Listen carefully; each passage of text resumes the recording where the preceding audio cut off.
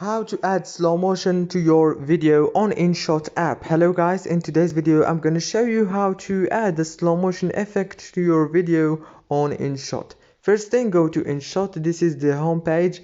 Now go down here, click on the video option, and you will be able to upload a new video from your gallery, or you can choose a video from your drafts. Like me, I already have this video on InShot.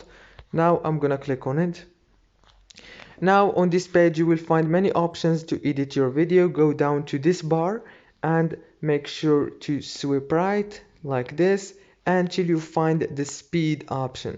Click on speed and now take your video to this part so you can make it more slow, and choose any of the slow motion that you want.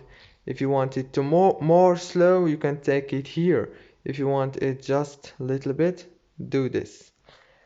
If this video was helpful, don't forget to like and subscribe, and thank you so much for watching this video until the end.